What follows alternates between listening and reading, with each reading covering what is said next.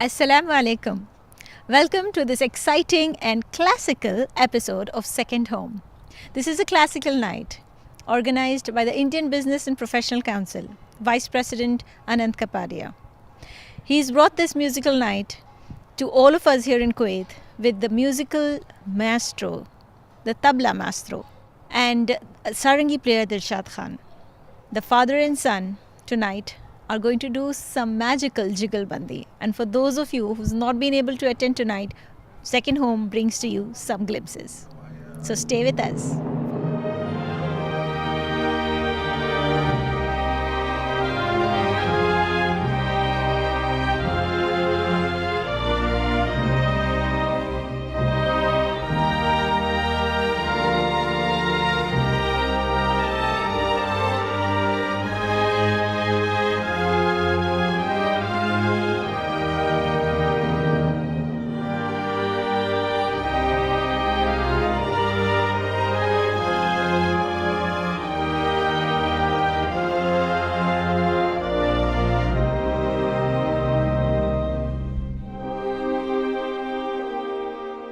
Recently, the Indian community celebrated their 69th Republic Day.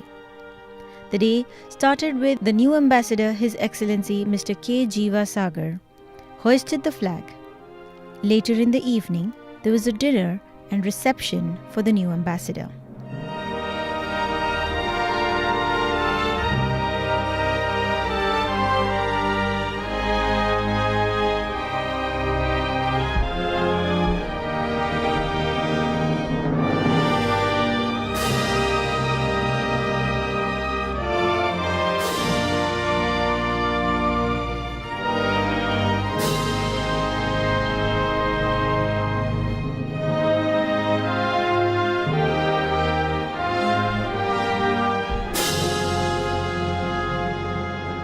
I am now daring to introduce to all of you the man who needs no introduction, Mr. Anant Kapadia ji, the Vice Chairman of the Indian Business and Professional Council. Welcome to our show. Thank you very much, Amina. It's always a pleasure to being interviewed by you, and every time there is a different set of questions, and I am there to answer as much as I can. We love to have you over, especially because we get to know a lot of your plans for the future. We also are always looking forward to the different personalities that you bring along. Like this time, you chose a father and son, and along with them there is a sarangi player, Mr. Dilshad Khan. How do you come up with, okay, this is what Kuwait needs next? It's a little bit of interest which generates this kind of ideas to me that I should invite these people, and I have attended their concerts earlier and found them brilliant. So I try and bring them as much as I can, because attending these concerts in India or Canada or wherever is one thing. To bring them to Kuwait for the audiences in Kuwait is my passion. It has been my passion throughout, right from the days of Pandit Ravi Shankar onwards, and almost all the legends of the Indian music scene, including some like Lata Mangeshkar and Asha Bhosle, Jagjit Singh and all that, have been brought here to Kuwait for the first time ever in their lives. So I enjoy the artists, I enjoy the art, and I try to promote as much as possible. And with the cooperation of the Darul al-Islamia, who are doing a wonderful job in promoting the world culture to Kuwaitis and the audiences in Kuwait. And I would like to be a part of it. And as much as I can, I try to promote the artists from India. Indeed, this is a great venue, and I love how your invitations are so open. They're like welcome to all of Kuwait. That's a beautiful way. Yeah, this is a non-commercial organization, Indian Business and Professional Council, as well as Darul al-Islamia. The idea is to promote music and culture to the music lovers of Kuwait. We never charge any fees. Instead, we invite them to a dinner or sumptuous meal after the concert, and even today we are going to have that. So people attend the concert and have a meal together and get to know each other. and appreciate what we are doing as Indian Business Council. So very rightly said, because it's not only just a chance to absorb a music love, you also get a chance to interact and network with the community here in Kuwait, That's absolutely correct. which has always been one of your aims of the Indian Business Professional Council as well. That's right. The idea is to promote Indian culture here. As Indians, we would like to promote the Indian culture here, not only to the Indians living in Kuwait, but also to Kuwaiti audiences, non-Indians in Kuwait, and whoever is interested, irrespective of nationality or the area they come from. And by and large, I find that people who attend the concerts for the first time ever do not know what to expect. But once they are there, at the end of the concert, they ask me, what is your next event coming up? Please let us know. And they give their contacts and things like that, and I invite them and they turn up. Today, for example, the audience is overwhelming and the hall is full to the last seat, and people are standing outside to get in to the audiences. I feel bad for them, but I cannot be helped. There are strict rules here in Dar al Islamia. They don't lay extra seats, and they have to manage. I noticed there are so many people out in the lobby area too, which is also the good part. You can always come and enjoy in the lobby itself. That's right. This is a beautiful facility created by Sheikh Hissa. A lot of audiences who cannot get into the auditorium can enjoy the same kind of atmosphere here outside in the Divania, where they have screens there and sound system there. So those who are overspilling, the auditorium can sit here and enjoy. And for those of you who have not been able to come here, we hope to show you glimpses of tonight's Jugalbandi, which is something to be, I'm sure, going to be very memorable for all of the people who've attended here. Speaking of future projects, you mentioned people are always excited to know, and so are we. So tell us about your next project. Well, to start with, I organize only Indian classical cultural music, and I don't go for Bollywood kind of music. Here there are a number of events lined up for the next 2-3 years. I can just name some. We are hoping to bring Ustad Amjad Ali Khan with his two very talented sons. They form a trio, and they perform beautifully. Actually, in fact, I'm trying to club Ustad Amjad Ali Khan's program along with the Philharmonic in Kuwait, so that it's an experiment. And Amjad Ali Khan Sahab has agreed to do that. So it will be the West and East with some Arabic musicians. Wow! So combine all of them. Sounds super exciting. If the government of Kuwait is very kind and they can offer us the opera theater, I would love to do it there. The problem is we cannot afford all that fees. And this is a non-commercial organization, and it's a non-commercial event to promote all kinds of cultures here. So I request whoever is seeing the program from the government side to please let us have the auditorium, if possible, free of charge, so that we can experiment this with top artists from not only India, from rest of the world. Inshallah. Inshallah. Thank you very much. You also mentioned about a speaker who would be coming. Yeah, we are planning to bring the chairman of Larsen and Toubro, which is the largest construction and industrial company in India, and they have several projects all over the Gulf. And they are pioneers in various fields, and they are doing a lot of projects in Kuwait and the Middle East. So the chairman is a very, very prolific speaker, and we would like to get some experiences from him of how he achieved what he achieved. And hopefully, inshallah, we'll bring him one day and very soon. And then we have, in the line of our speakers, you must have heard of Mr. Shashi Tharoor. And yes, and I've been trying to get him for the last 1 year. So hopefully, in the next 2-3 months, we'll be having him here in Kuwait. Wow, and what a speaker he is. So there's lots to look forward to. The IBPC is doing wonders here in Kuwait, and we thank its chairman for what he does. Thank you so much. Thanks, Amina. We look forward to seeing again.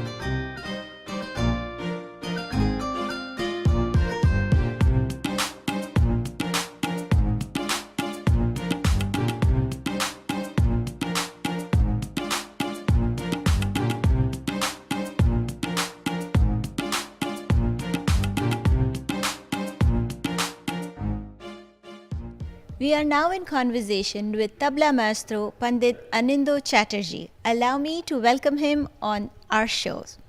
Welcome to Second Home. I'm very happy to be here with you, Amina. Thank you. The pleasure is ours.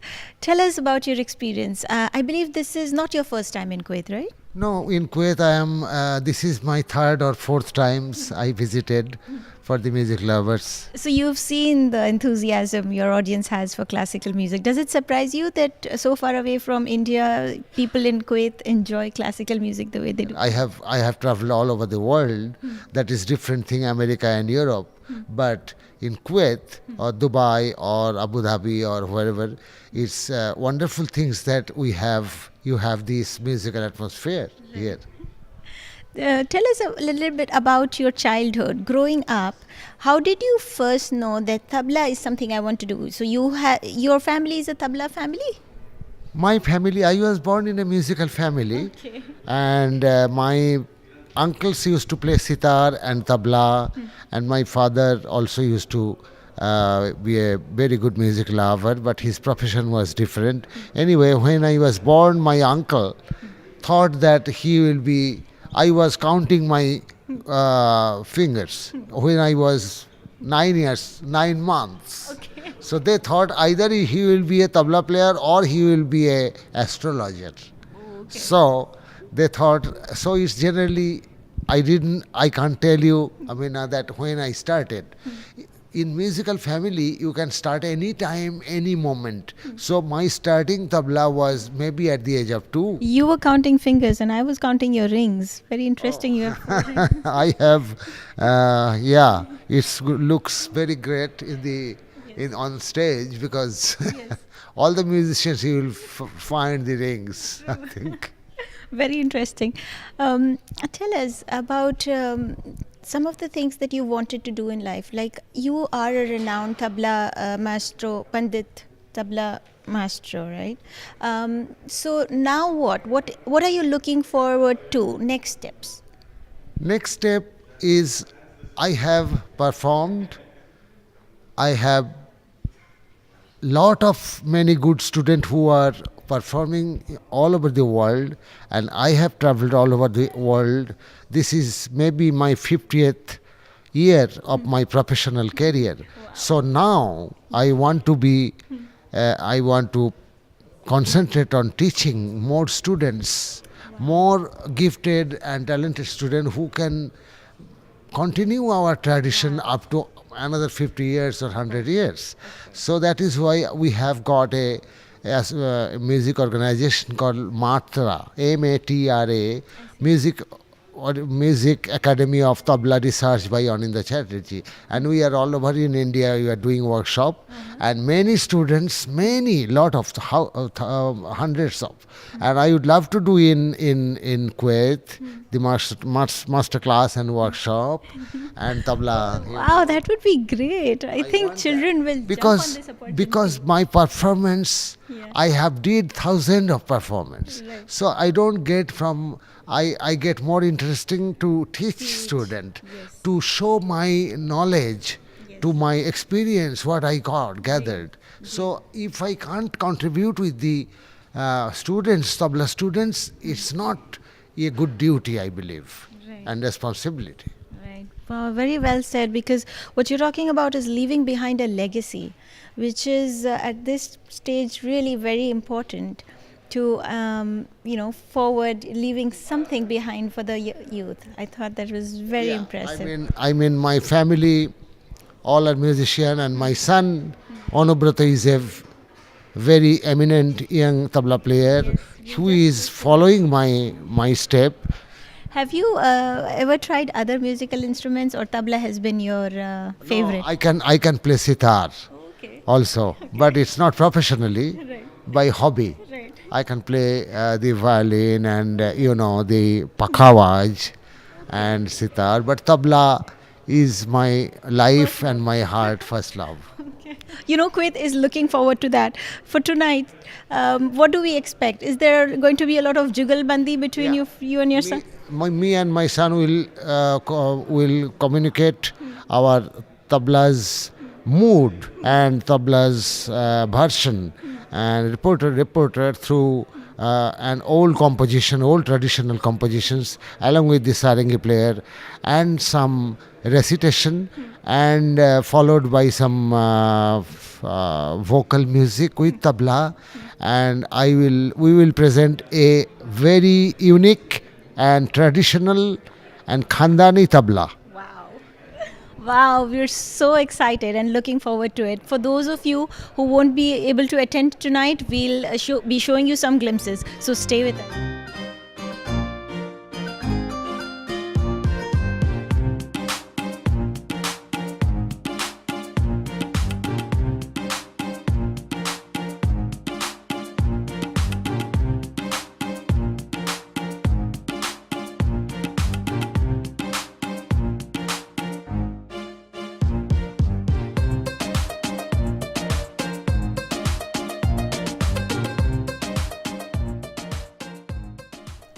We are now in conversation with the young tabla maestro Anubrata Chatterjee. Allow me to introduce to all of you this young, excellent budding talent. Welcome to our show. Thank you so much, Amina ji. It's a pleasure, it's an honor to be here back in Kuwait and especially giving an interview for your channel. Our viewers would love to know about your life journey. I believe you play with your father on stage. Is that terrifying in any way? You know, you have to like measure up to his standards all the time? Well, the thing is, he's such a huge figure in, in the industry, in the whole industry of classical that, if I'm trying to match up, then, that's not happening. However, when I was a young kid, I was not at all serious into music. And it was my mother's idea that why don't you take this, young kid on stage? So that way he'll get embarrassed, he'll be in the tough situations and he'll probably be terrified and embarrassed and start practicing. So that's how it happened. So it worked, huh? It worked, yeah. What about you have other siblings? No, I don't have siblings. I have cousins and stuff, but yeah, no brothers and no sisters. Eklote. Iklauta beta. So you must have got all the attention and love as a child? Totally, even to this day, I get all the attention at home. My parents love me. It's cute. Also, you have some very interesting mustache going on over there. Do you like pamper it a lot too? Well, yeah, I do. There was a point where I was pampering it too much. So, my friend said like, "Zyada nahi ho raha." It's like you're, taking too much effort of this. So now I pamper it less. But yeah, that's the style. It is. It's really cute. Okay, back to tabla. You are probably an inspiration for a lot of young budding artists. What's your message to them? How do they come into the world of tabla and, showcase their talents? Well, the thing is, this generation, the generation that I belong to of Indian classical music, there you would find a lot of very amazing professional, not only tabla players, but other like flautists, sitar players, sarod players. And, because we are from this generation and we check Facebook and we do WhatsApp and whatnot, Twitter and all that. So we are very much in the present times. And, for any budding musician, the first thing is to enjoy the music. Understanding it, learning it comes second. If you like the music, if you like the vibe, if you like an artist doing a dialogue, a conversation on stage, then that's the first step of the shiksha, the guru gyan. And then obviously the formal learning of tabla or any instrument for that matter comes secondary. I understand you are considering a youth foundation for these people. Well, not really a youth foundation, but since I stepped into professional music and performing all over the world, what I realized is our music is very vast and traditional, deep rooted to infinity. And it's our responsibility to create audience. I mean, in Indian classical music, you have a huge number of audience who used to come right from the days of Pandit Ravi Shankar ji to Ustad Zakir Hussain to Pandit Shiv Kumar Sharma or Ustad Amjad Ali Khan. But now, new audience, people of our generation and younger, they have to come. They have to come to the auditorium to listen, to cheer. So, for that, I personally, I want to connect to the youth, combining my traditional talim, my traditional learning with modernity. And especially, to say it very simply, to connect to the people. And if you connect, then you do connect. There is no language, there isn't a technique to connect, but you can connect in various means. So, I think connect is the most important. That's what I'm trying to do. They say music has no language, has no age, is not a bar, caste is not a bar, religion is not a bar. Like the great legendary Sarod Maestro Ustad Amjad Ali Khan says that, lyrics is a different thing. You can, say nice words, beautiful things, poems, and you can still, fool people.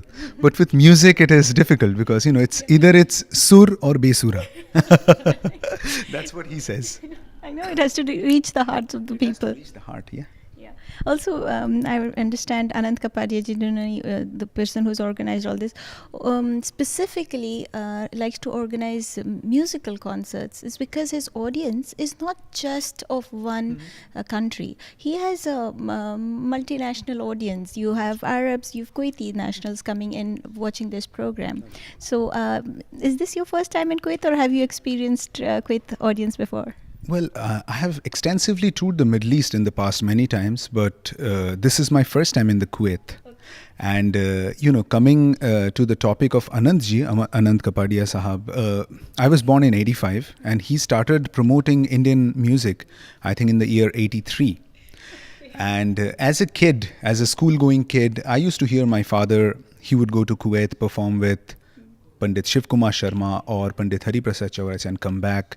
And he would always tell me stories how this gentleman, he's from a business background. He's probably a legendary figure in his own thing, but how he promotes art and culture and music to Kuwait. And, this audience that you see today in Kuwait and he's actually responsible for creating this whole vibe. So, it's a great thing to promote Indian classical music, the culture in a country, in a foreign country. So, today that I am here and all the legends who have been here in the past, I think, we should really thank Anandji for holding this, maintaining this culture among, so many business dealings. So, credit to him. Sure. Tell us a little more about your opinion of fusion music. Where does classical, and do you think fusion music has a chance with blending in with classical music? Something, again, in an interview, Ustad Zakir Hussain said that the pure form of Indian classical music that you hear today in the last 50, 70 years is actually a combination of Drupad, Haveli Sangeet, and, when the Arabs, people from here came to India, Amir Khusro and all. So it is in itself a fusion. So I think fusion happened right there. So we are just, it's everything is fusion, and it's just that we term it as fusion. So it sounds like there will be some guitarist and a drummer and a tabla player and lots of lights, but that's just a perspective. But we are all doing fusion in our way. Language, everything is fusion. So tell us about your home atmosphere. So you are playing the tabla, your father's playing the tabla, your mom is pulling her hair out. She, a lot of credit to her because, to withstand a person for so many years and then his son being a professional tabla player, it's like, we live our life out of suitcases. And, to stand by there, support, it takes a lot. So, I consider her as my first guru because I think every mother is the first guru of their child, and she has given a lot to what me and my father today is, we are professional, we are performing, but, everything begins in the home. Once your home atmosphere, the lady in the house says, no, you can't do that, then it's difficult. So, yeah, all power to her. You mentioned living out of suitcases, so you travel a lot probably. Which country has been the most memorable one for you? Highlight. Well, it's hard to say because, every country, with a few exceptions, that you go, people are amazing and they treat you the best possible way. But, yesterday we came to Kuwait 2 days back, and I actually went with Anant ji, took us to a few shopping places, attractions, and then we had a lovely meal at I think the Irani market in Kuwait, very traditional style. So I think Kuwait and the Middle East stands out for hospitality. They're amazing, the way we call it khatirdari. They're the best. So this is definitely one of the most memorable experiences. Yay, Kuwait. So thank you so much for talking to us. It was such a pleasure. My pleasure. It's a great thing to have you. And thank you Kuwait for having us, and hope you like our music. Thank you. Namaste.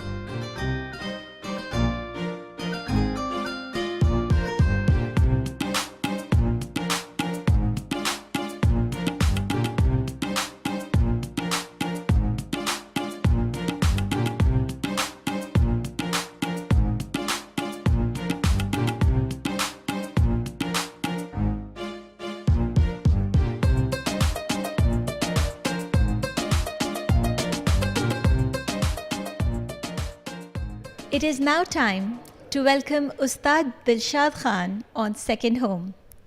Welcome to our show. Thank you so much. Assalamu alaikum. Walaikum assalam. Tell us about your experience here in Kuwait. This is your first time, I hear.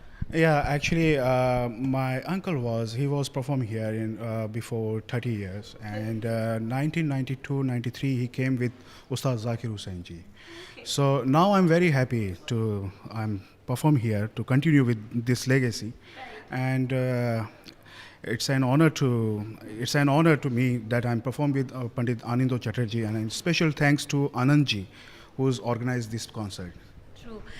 So you play the sarangi. Yes. Could you tell our audience a little bit more about this instrument, sarangi? How does it work? And sarangi.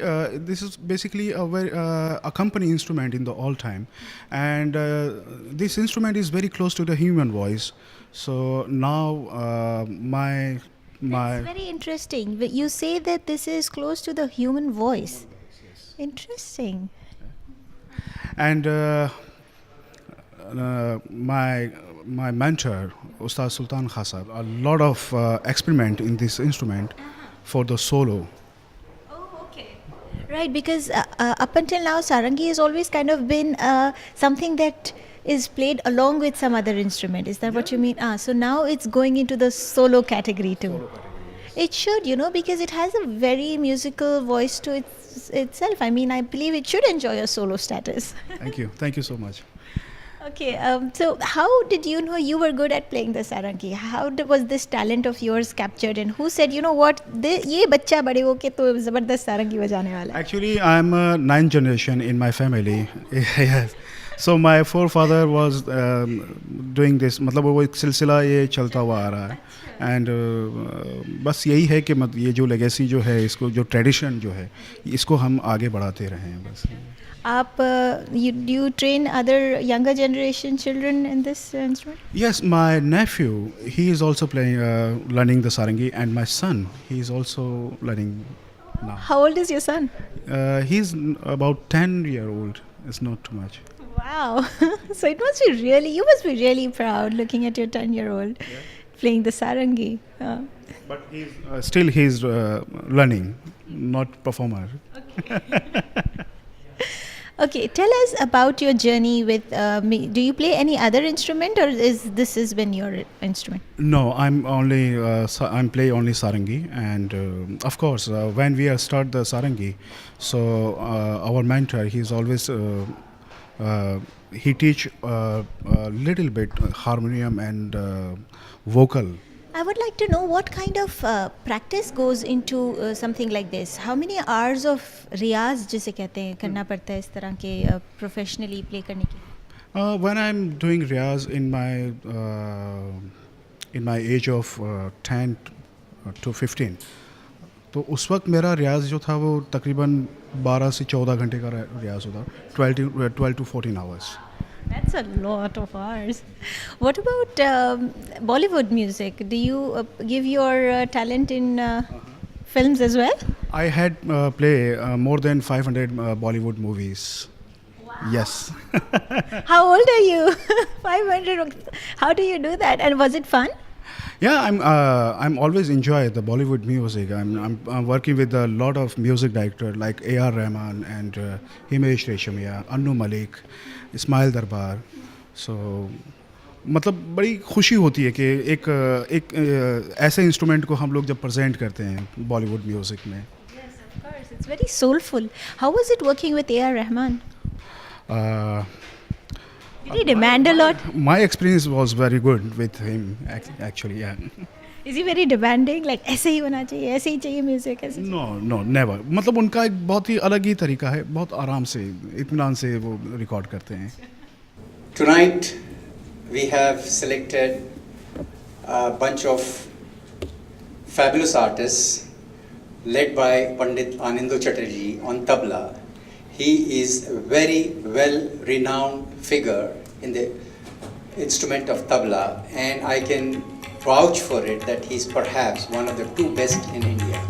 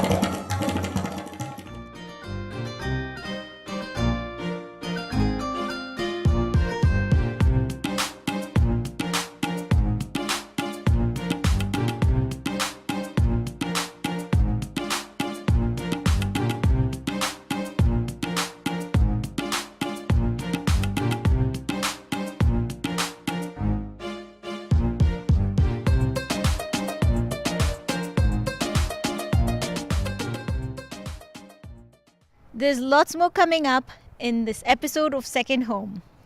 Next week, we'll see you all there.